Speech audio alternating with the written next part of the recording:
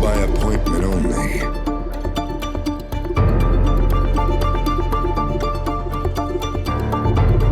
Luxury fashion.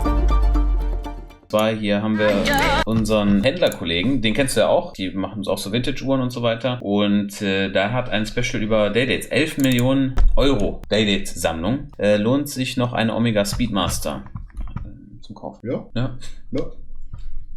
Sehe ich auch so. Wir haben einige Modelle auch zur Zeit. Und bei modernen Uhren muss man sagen, sie haben eine 500 Euro Preiserhöhung jetzt gehabt letzten Monat. Echt? 500 Euro. Wie findet Tarek das Marmor-Dial für die Day-Date? Super. Aber es ist kein Marmor, das ist Howlite. Das sieht aus wie Marmor. Es ist kein Marmor. Sieht aus wie Howlite. Aber für dich ist es Marmor. Ja. Für mich war es lange Zeit auch Marmor. Ja, okay. Super. Ich habe lange keins mehr gesehen. Das Penthouse kostet 11 Millionen, nicht die Uhren. Ah, okay, perfekt. Also. Today we will look at a private collection that is centered around arguably the most prestigious Rolex model, the Day-Date.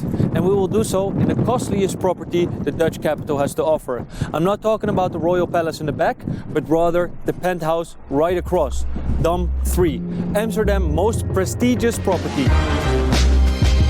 Warst du schon mal bei denen im Laden?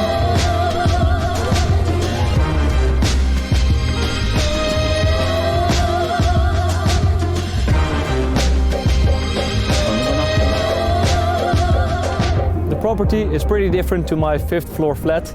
However, this one is over 300 square meters with a price tag that exceeds 10 million euro. Quite the setting. But we also have quite the collection. Unfortunately, the gentleman collector that owns these watches wishes to remain anonymous, so you will have to listen to me solely instead. I'm sorry for that, but I know a thing or two about these watches as I was the one who sold it to him. Join me. Das ist natürlich immer gut, ne, wenn du so Kunden hast, die dann die Sachen auch, da kann man auch Videos darüber machen, wenn die die Sammlung haben. Ne? Du hast ja letztes Mal also ihr habt ja Geburtstag gefeiert mit eurem Laden, ne? Jubiläum. Da hast du auch Uhren geholt zur Ausstellung, ne? Ich habe ein paar Kunden gefragt, spezielle Stücke, die ich in den letzten Jahren verkauft habe, ob ich die mal ausgeliehen haben kann zur Ausstellung. Wie viele Uhren hattet ihr dann da? Wir hatten bestimmt so 40 Uhren da. Also waren irgendwie 15 moderne, alles arabische Zifferblätter und dann noch einiges an Vintage-Uhren. Cool.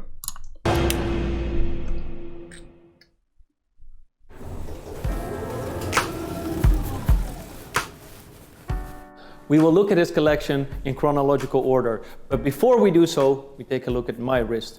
The wrist check reveals a Rolex Day-Date 6511, which happens to be the very first Day-Date ever produced. Now this is... Das ist so, zum Beispiel jetzt so, ne, versteh mich nicht falsch, das ist halt eine Klapperkiste, ne? Ist auch. Ja, das Band ist ein Klapperband, das Gehäuse ist sehr dünn, die Lünette ist auch feiner geriffelt, die sieht auch nicht so solide aus. Ja. Aber... Guck mal, wie die Krone abgedudelt ist. Die wurde Hammer gedreht. Aber also findest du die gut? Die Uhr ist nicht in einem guten Vorzeigezustand. Also die gibt's auch besser. Okay. Und die Referenz so? Also ich meine, ich glaube mir, ich habe da null. Wenn mir jemand diese Uhr anbieten würde, oder generell diese Referenz, okay? Ich sage, wenn mir jemand diese Referenz, ich würde sie nicht kaufen. Das ist nicht so mein Ding, weißt du? Ja. Du musst gucken, es gibt ein paar Charakteristiken, die bei der Uhr interessant sind. Die unterscheiden sich sehr stark von allen späteren. Das ist einmal die Lünette. Das ist die Melerge-Lünette. Das ist nicht die normale Fluted. Oder wie viel muss man denn darüber wissen?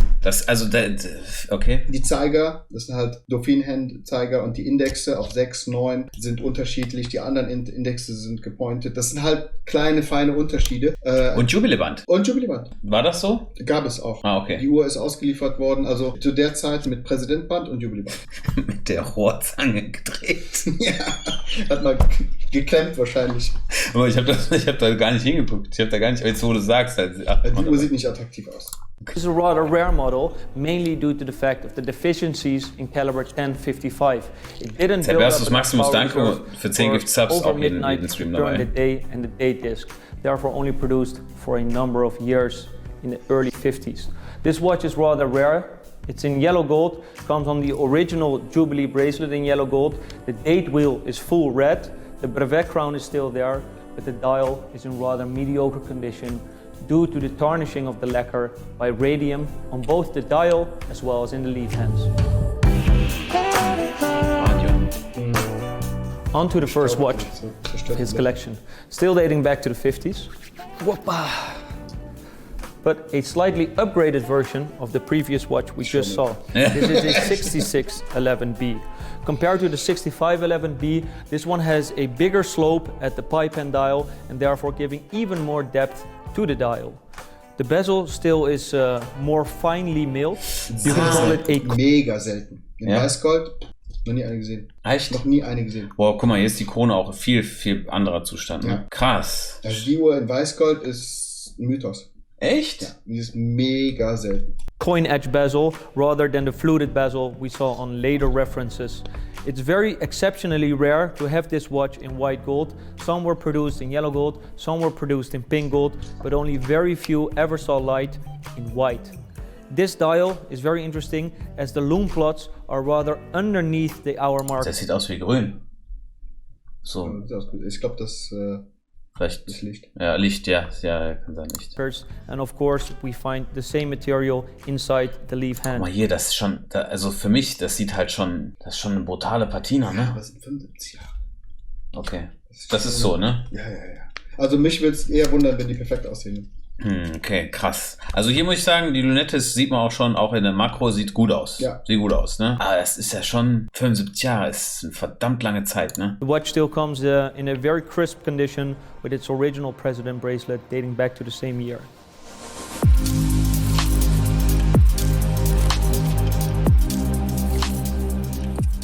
From the dining area, we go to the living room. And just like the collector itself, this watch comes from Italy. However, the disc is in English. The watch we're talking about is another 6611B, however, quite different I have to say. This one executed in yellow gold, making it a lesser rare execution. However, most notable, the bracelet, which is not only very long, but is unique to the watch. Possibly this watch belonged to an Italian Epicurean. You know, they love food, and probably he had a lot of pasta in order to fit this watch. However, the bracelet is so... Das ist natürlich, stimmt, ist ein Problem, ne? Wenn es zu eng ist, da jetzt was Neues reinzumachen, ist ein Problem. Oder wenn es zu lang ist, dann willst du es nicht schneiden, kürzen. Wenn es zu lang ist, willst du es auch nicht kürzen. finely produced. It's very unlike Rolex and it's very, very stylish. The dial itself is a glossy gilt dial. Das war mal glossy. Das ist auch das Radium, was so die Oberfläche... Okay. Also das war mal so ein Hochglanzblatt und dann ist jetzt so anders geworden. Genau. Mhm. Made Okay. by a galvanic procedure, something we see only up until mid-60s, but this watch still dating to the 50s, 1959 to be precise, which still has the very white markers at the full dial and leaf hands again. Was jetzt hiermit zum Beispiel?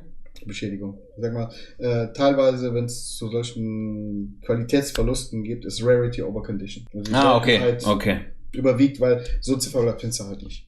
Sowas findet man einfach nicht. Ja, guck mal, die breiten, die Anschlüsse mit den Hier. 3 Streifen, das ist ganz, ganz selten. Was? Also ich würde es auch akzeptieren. Over Stardust 70s. heißt das Ziffernblatt. The funky era, the Geworden. disco era, and I'm happy to show you this next piece, which happens to be a very, very colorful one that is hidden behind this pillow. We are talking about this 1804. The 4 stands for the use of diamonds in both the bezel as well as on the dial. As you can see, this watch is made in a white material, but it's white gold, which is actually rarer than platinum on an 1804, which can also be seen due to the fact of the use of smaller diamonds compared to the platinum version. Furthermore, this dial is extraordinary. One might call it the lobster. It has a very, very bright red color and it's Schön, oder? Sehr schön. Schönes Blatt. Also tolle Farbe auch, ne? Gute Qualität. Also hier mit Dingsbesatz. Sieht gut aus. obviously a Stella dial. Stella is the supplier of the lacquer for Rolex dials with very bright colors, and this being a very rare example dating back to 1974.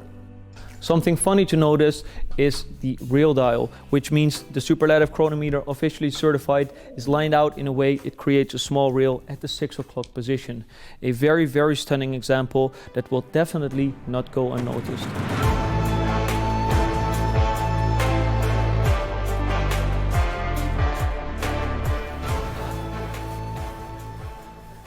I love this view emphasized by the high ceilings. But I also love this watch. We are talking about another Stella dial. However, this one with a slightly more common color. It is called Das habe ich schon mal gesehen, das Armband bei dir. Ja.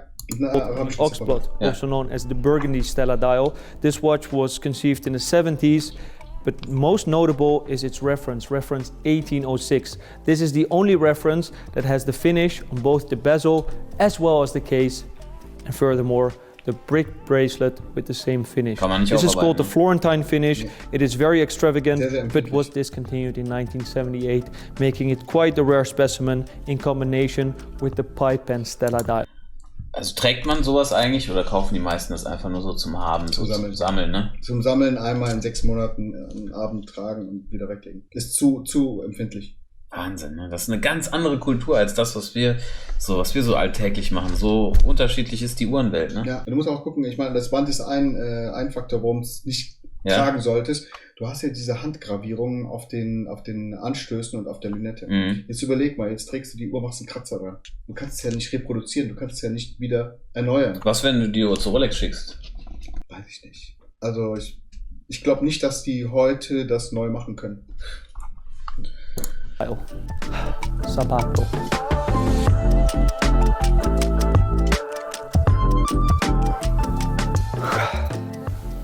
Feeling sleepy yet? Let's go to the master bedroom. That looks comfortable. The next watch we'll be talking about is this very, very extravagant 1803. Now the reference itself, 1803, is not that rare. Actually, it's the most common watch with the fluted bezel. However, this watch is executed in pink gold. Pink gold is a rare material for Rolex. Now we know it of the Ever Rose, which they introduced in the end of the 90s. But from 1978 until the end of the 90s, they discontinued the use of pink gold as a whole. This watch is mid-70s and comes with a slate gray dial that is set with diamonds. Ja, also genau die Uhr, oder? Genau, die hat ein Kunde von mir gekauft. Ah, okay. The combination of diamonds on a day-date, it's not that special. However, this is a special request featuring only baguette set diamonds instead of just the 6 and the 9 baguettes and the rest in brilliant. Sieht super aus, aber habe ich noch nie gesehen. Also das ist sehr, ich habe viel gesehen, aber voll Baguettes habe ich noch nie gesehen. Nicht aus der Ära. Okay. Cut. Quite an exceptional watch with an uncommon bracelet, which is the riveted oyster matching pink gold. Krass, Alter, oder? Also Baguettes, heute findest du es ja und 20 Jahre vorher auch, in den 90ern auch. Aus der Ära noch nie gesehen. Okay.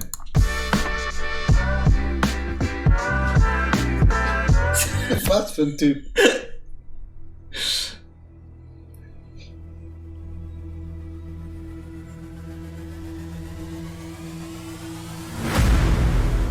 After that performance, it's time to get out of the closet. Or better yet, walk into the closet, as we're going to discuss the last 4-digit reference of this collection. We are talking about a Rolex 1807. The 1807 is known for its bark finish that we can find on both the center link of the President bracelet as well as its bezel. The watch is slightly oxidized, as you can see on the 18-karat yellow gold case, due to the tropical conditions it was found in.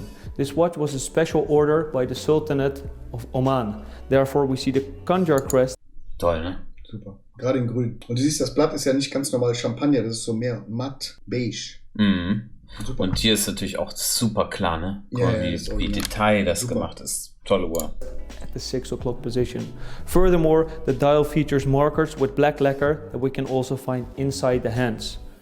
I want to point out the Indic Arabic date disc and day disc that we can find too, and the beautiful Arabic minute track. Tolle Uhr.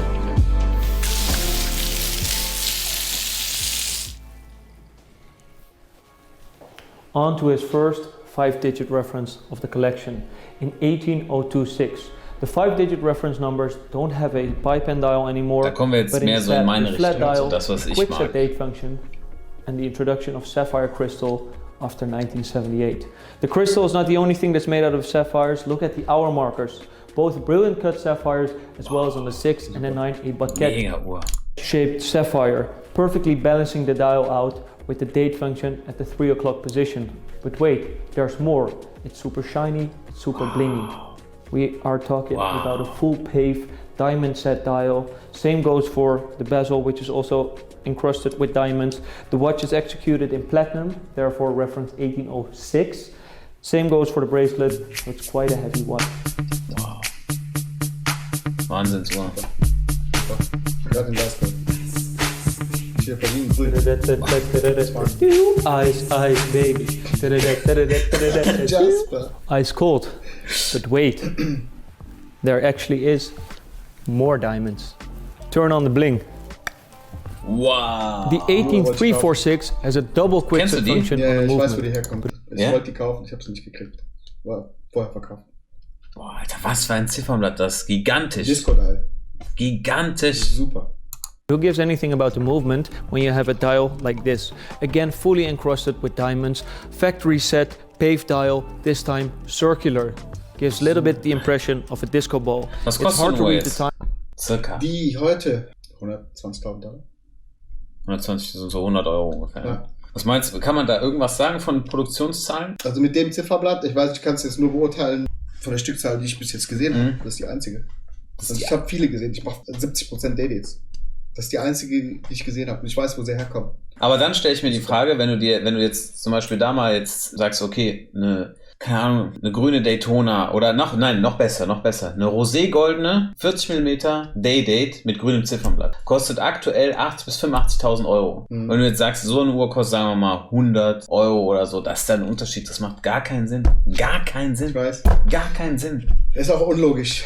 Also man versteht die Logik nicht hinter den Preisen, aber ich sag mal, die Preise, diese Produkte, wenn ich sage 100, 120, das sind echte Preise, das sind echte Values, wo wir sagen können, okay, die sind hochgegangen von 40, 50, 60, über 10, 15 Jahre sind heute ein bisschen stärker hochgegangen bei 100. Ja, da siehst du ein gesundes einen gesunden Wertwachstum und worüber du gerade sprichst, die ist ja von 0 auf 100 gegangen. Und zwar Ja. Stimmt. But they installed closed handset to make it slightly more legible. The text Day-Date as well as Rolex, just like the 18026, are on applied plaques on the dial. The bezel is diamond set, the watch again is platinum, it's ice cold, it's heavy, it's beautiful, it's a Day-Date.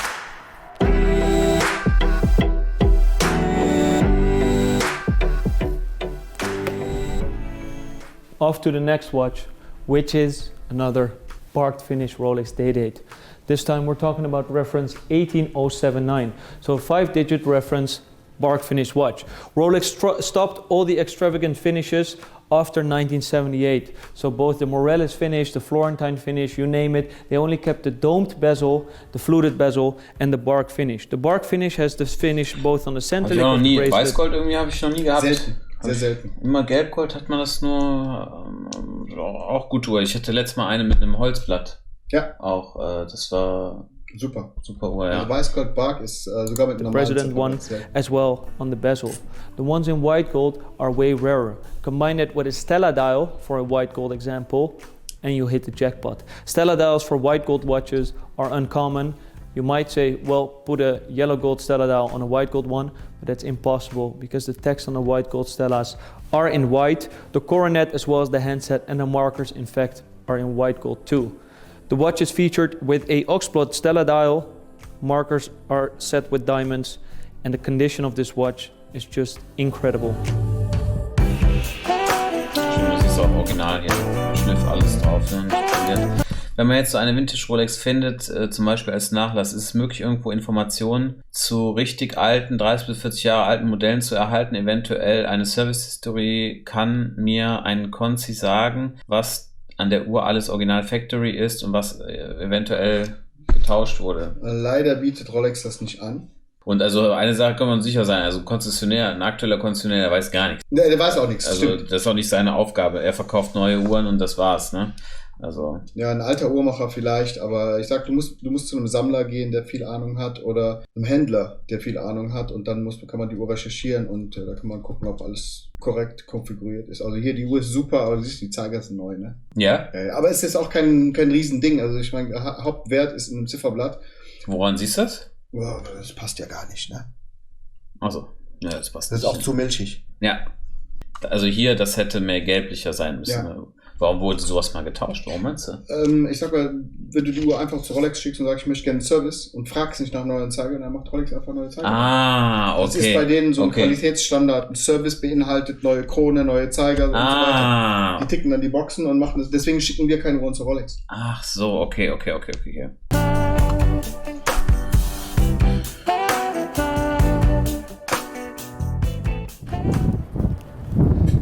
Sollte aber schnell zugreifen. We have this beautiful white gold 18 Oh, schöne Uhr, oder? Jetzt weiß ich auch, wem die Kollektion gehört. Ja? Kennst du den Kunden? Ja. 239. Ich habe ein Foto von der Uhr auf meinem Handy. Ich habe die in meiner Hand gehabt. Ach, echt? Vor 6 Monaten, ja. Und da weißt du direkt, kann auch sein, dass es eine andere Uhr ist. Davon ist nur 1 oder 2 bekannt. Ah, okay. Most important about this watch is the dial. It is a stone dial, also known as Jasper, which happens to be my name.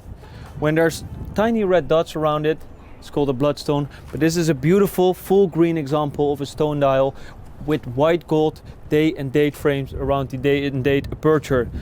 Excellent watch, very rare, and I read in Pucci Papaleo's Day-Date book that this watch is believed to be a unique piece. However, in the meantime, we found 2 more. Not really unique, but super special nonetheless. Also, die Uhr ist der Traum. Warum sind denn die Zeiger so zerkratzt? Ist das? Korrodiert mit der Zeit. Ach so, okay. Ich habe sicher auch hier das Zifferblatt hier. Das ist jetzt, Stimmt, da. Ja. Ich habe die gleiche Uhr, nur auch nichts Zifferblatt. Die ist genauso selten, sag ich mal. Pretty interesting collection, right? He has even more, but we stick to these 10 day-dates based on different materials, bezels, bracelets, dials, finishes, you name it. Just to show you the diversity this model has to offer. And if you weren't blown away by these 10 day-dates, you probably were by this presidential property. I would like to hear what day-date you like the most. Der hat ja schon recht. Ich meine, du hast 10 Modelle gesehen, die fast alle unterschiedlich waren. Ja. Das ist ja nur ein Bruchteil von dem, was es gibt. Von Day-Dates jetzt, Ja. ne? Viele wissen viel zu wenig darüber. Also auch zum Beispiel jetzt die Sachen, die wir jetzt haben, diese String-Dials und so weiter, muss man sagen, ist auch nicht viel auf dem Markt. Ne? Wir haben, also gibt jetzt verschiedene Varianten. Es gibt Rubine. Ich hatte eins mit Smaragden, die ist aber schon weg. Wir haben noch einen Saphir und einen mit Rubin und diesen Baguette-Stein. Ja, also ich kann jedem nur empfehlen, sich da einzuarbeiten und gerade jetzt, oder auch hier zum Beispiel 36er Factory-Dings, auch komplettes Set. Also, das sind Sachen. Du kriegst immer die Fullsets rein. Ich kaufe nur das. Also ich kaufe halt nur das. Also zum Beispiel, ich sag dir ehrlich, diese Uhren hier, die hier und die hier, mit den Rechnungen habe ich von Privat auf Chrono gefunden. Von Privat? Ja, also ich habe so Alerts. Besitz. Ich habe die Alerts so, und wenn dann eine Uhr online kommt, dann bin ich der Erste, der immer so eine Nachricht bekommt. Dann kaufe ich immer. Ich verhandle auch nicht über Preise oder so. Ist egal, welcher Preis. Ich drücke immer dann direkt halt auf Kaufen und so kommen die dann halt zu mir. Ne?